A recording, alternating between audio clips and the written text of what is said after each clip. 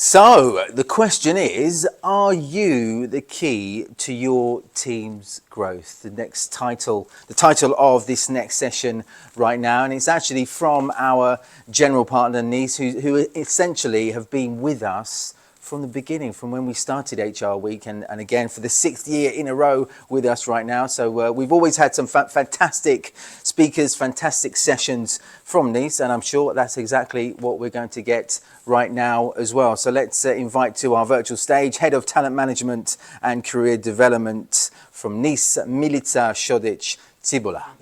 Milica. Hello, Peter.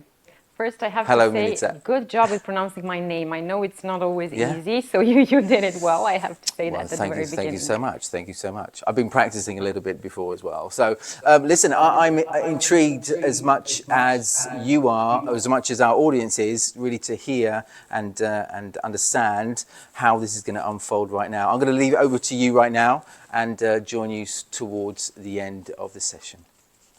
Thank you so much, and thank you for such an introduction. No pressure whatsoever.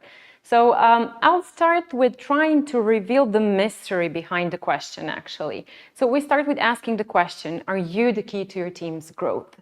And I'll just owe an explanation on the idea of this question and idea of this topic.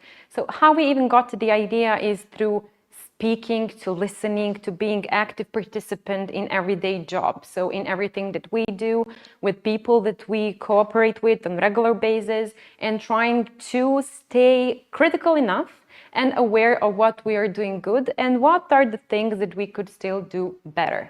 So our topic for today is actually career development and what to do with it. To be quite honest, at first we didn't really know what to do. So we turned to theory for basis. When I say this is that, as I mentioned, we were aware enough that there are some things to be learned. So on our first step, we turned to theory to see what is there that we still haven't explored, that is still there to research and to take a deep dive into, actually. So when doing those exploration, when conducting research, talking to a bunch of people on the outside, to put it that way, we've come to see that there are a lot of theories that actually speak more or less the same thing. So we needed to synthesize and to summarize a bit what we have found. We discovered that there are two main directions of this theoretical approach. One, as we defined, organization-centered, as the other one we defined as talent-centered. As I already mentioned, both of them actually speak of more or less the same thing, just that their focus is a bit different. Looking at organization-centered theories, they advocate approach saying succession planning is strategic, context-driven, but first of all, investment in human capital. Main idea of theories that advocate this approach is actually that everything is about maintaining business continuity, keeping up with the high performance, and so on. So I just pointed out the two here that resonated most with us. First would be human capital theory. This theory actually proposes a direction saying that succession planning is all about developing leadership talent to meet organizations' current and future needs as well. Looking at the second one, called contingency theory, it advocates approach saying succession planning should be first and foremost flexible, tailored to each organization's unique context.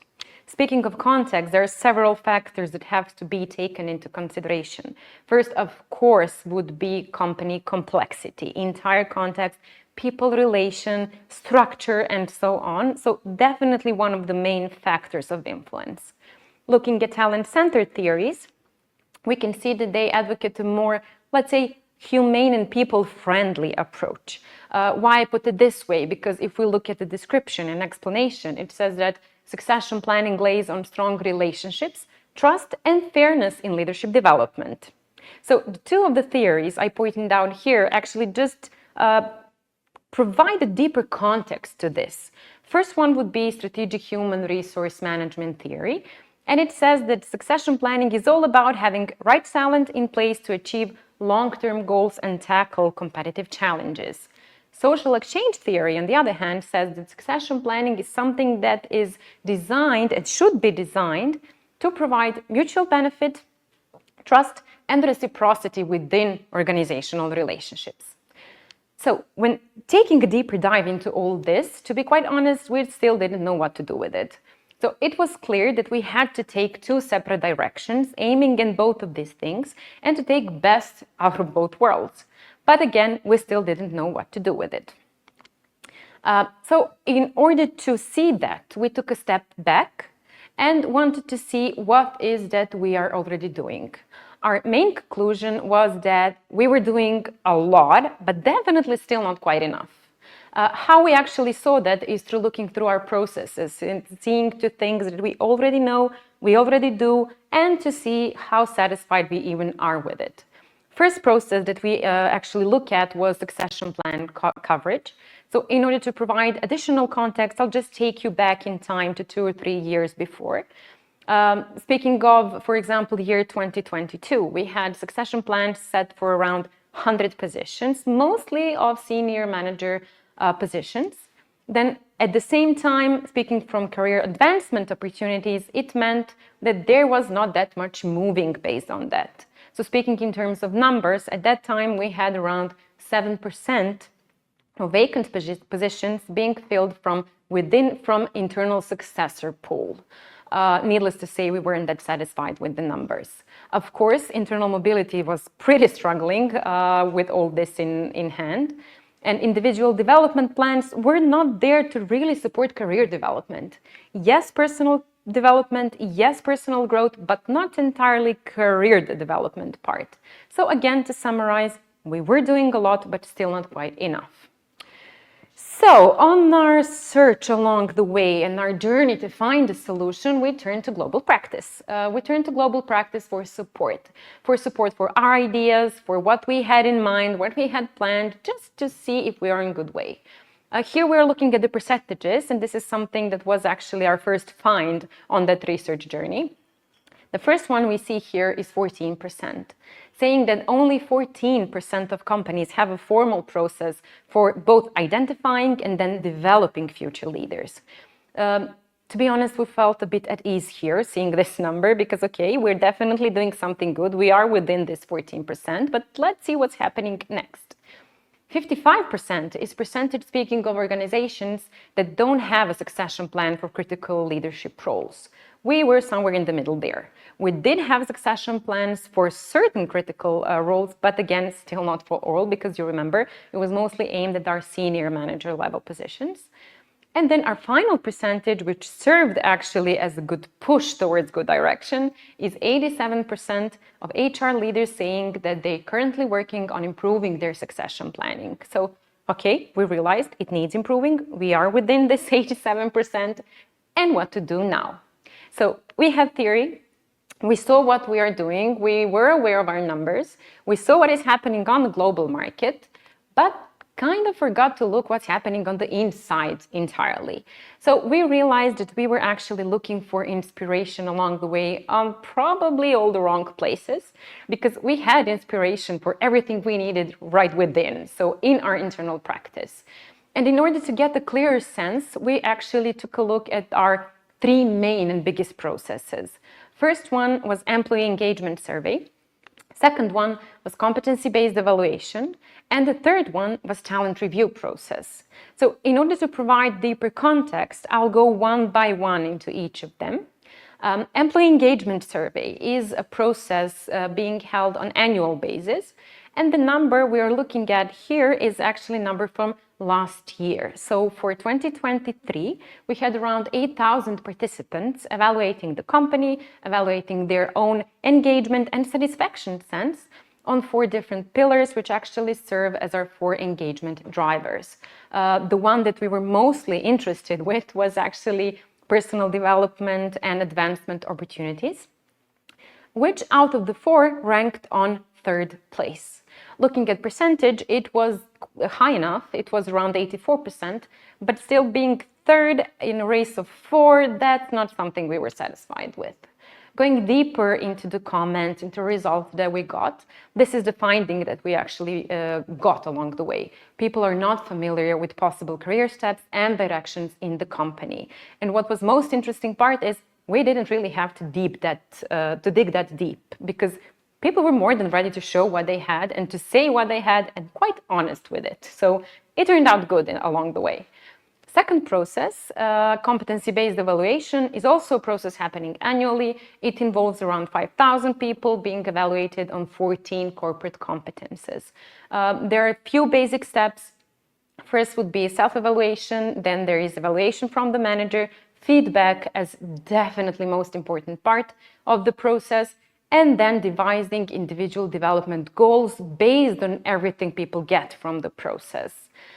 So what we learned when going into deeper dive in evaluations, in competences, in comments that we get through the process is that managers seem not to be fully equipped to act as career consultants. So this was our first point actually, that we should be taking this direction. So we took that as our first point of action and just leave it on the side for now. We'll get back to it afterwards. Talent review is a process that just confirmed this, what we've already found. It was actually being conducted on an annual basis. It still involves around 120 participants, speaking of around 500 positions, evaluating our managers of all levels on 4 different leadership competencies, and also creating and revising succession plans. So why I say it was being conducted, because what we got from this process as instant feedback was it was happening too often. We weren't that glad to admit it, but yes, we noticed, we admitted, okay, we changed dynamics. So now it's happening in every 2 years with revision, with succession plans being revised each year still. But again, speaking of succession plans, they were really not working as we imagined it to. So now we have our critical points, now we have idea of points of action, and the question was what to do with it. And what was up to us to do is to devise a plan for action. So if not to define a definite solution, then at least a good push towards the one. So as I already mentioned, it was pretty clear all the way that we had to take 2 different approaches. So we took one direction towards the managers, the other one towards the teams. So we start from the teams. Our point 0 was actually to define main goals. So what do we want to get from this approach? Our goal 1 was to make it work, and to put it simple as such, to provide meaningful processes and structure processes to support the structure from within. Our second goal was to make it grow, actually to help our successors grow along the way and provide individual learning and development opportunities along the way. Speaking of managers, there were again 2 goals, which were a bit more complicated to define. First one was to empower, so to provide driven development to our managers to help them act as career consultants. And then with our second goal, to support them. So to support them to grow their teams and to nurture internal talent. So let's see what actually happened there. So what is behind this story? Looking at the first goal and direction towards team members and make things work, we introduced a rule because, of course, that's always the easiest way, introduce a rule. So we introduced a rule saying that Ready Now successors are to be treated as priority candidates for vacant positions they were nominated for. So with introducing this rule, we already got some first results, but we will get into results a bit later. With introducing the rule of Ready Now successors to be treated as priority candidates for vacant positions, the first thing we had to do when realizing that we have a vacant position is to see if we do have a successor. So yeah, in case we do have a successor, our next step would be to check employee motivation. So to see if our successors are really motivated to be included into assessment process for the position. Assessment process actually consisted of 2 different steps. First would be interview, second would be potential assessment based on tools that we already have within the company in order to help managers for the vacant positions make their final decision. Key point here is that all time throughout this process, manager cannot even start external search for the candidate and for the position. So these are mandatory steps that all managers have to go through in case of having a vacant position. Speaking from development point of view, and from the second goal we had, it was actually to make it grow. So to provide individualized approach to map successors' personal and career development. Also, we introduced another rule saying that ready now successors of all position levels set individual development plan. Speaking in terms of numbers, for this year, we have around 500, or to be more exact, 534 individual development plans. With introducing this rule, we got additional a bit over 100, making it about 650 individual development plans for the next year. So we were seeing first result. Speaking towards the managers, we introduced Career Talks workshops as actually a tool to raise awareness and provide further learning opportunities to manager. They were conducted completely internally, split into 3 different segments. First one, raising awareness on succession topic. Why do we need succession? What does the market say? How do we adapt? Do we know our numbers as a company? Do you as a manager know your numbers? How do you stand as your team leader and your team career consultant? Speaking of second segment, it entailed devising and revising succession plans, heavily powered by SAP SuccessFactors. Thank you for this. And it helped us introduce additional 2 methodologies, defining positions in focus and defining people in focus as well. In our third segment, it was more up to, let's say, revising roles and responsibilities. So key question here in segment 3 was, what can you do? How can you, as a manager, act as career consultant and career manager at the same time? So this approach is already giving its first numbers, and the easiest way to support it in general is through activating or reactivating tools that all of our managers already have at hand on a daily basis. We split them into 2 different segments. First one speaking of career counseling and employee development, and the second one speaking of employee career management. So I will not go, of course, one by one, but just for example, in case that you as a manager would like to support your employee development and act as career consultant, you can use, for example, Drive Talent program, which is aimed at specific talent group. You can take first-time manager program as a support to your team member stepping into leadership role for the first time. Of course, there's always accessible data from competency-based evaluation, from talent processes, from individual development plans being created along the way. And again, the most important thing, it was always at your hands. Looking from the other side to support employee career development in active way, or the most active way, you could be organizing job shadowing in order to raise awareness, to expand expertise. You could be realizing your succession plans, not just setting them and some names in some system. So there are a lot of things at hand, and of course, reactivating and redefining them, as I mentioned, is already giving some first results. Looking at results. These are the data that actually serve for revision. For revision, if our approach was good. For revision, if it makes point, actually makes sense to do something like this. And let's go through them now together. What it gave us? It gave us around 18 planned Career Talk workshops. I say around because it's still in progress, entire process. And as instant feedback, we had 4 additional Career Talk workshops. Why I say instant feedback? Because it was more of instant gratification, to be honest, because they were organized per request of our top managers, recognizing the importance of this topic. So it gave us overall 54 hours of active work with 147 of our managers as participants. Looking at the numbers we got from this is 72 people in focus added on those 650 we already saw. 29 people taking on key positions, again add on those 650 we already saw. And looking at successor nominations, it amounted in total to 1,000 successor nominations so far.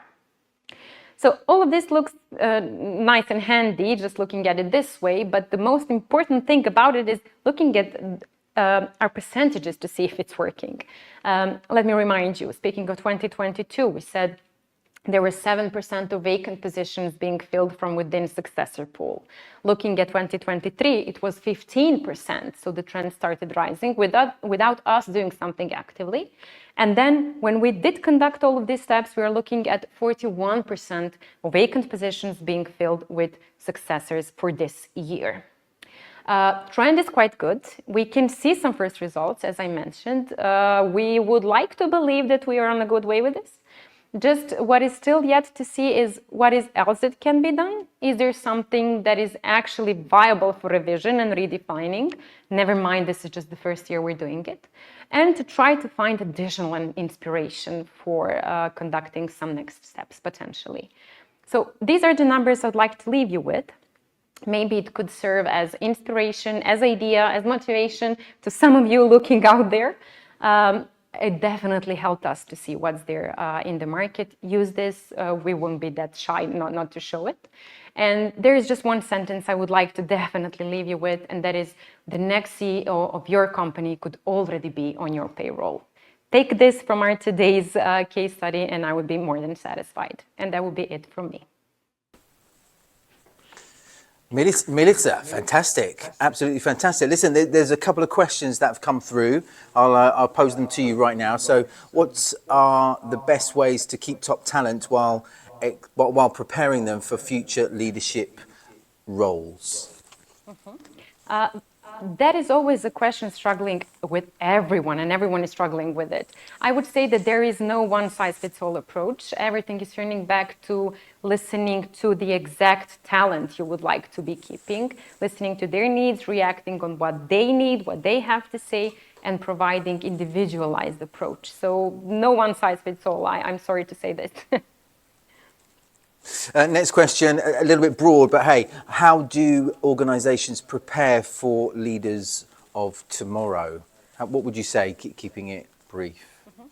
I can speak from our example, and that is being constantly aware and constantly focused on what is happening next. Of course, we cannot always suppose and imagine what will happen, but we try to keep up with the trends. We try to recognize and to react upfront. So feedback, not so much, but more or less forward reaction.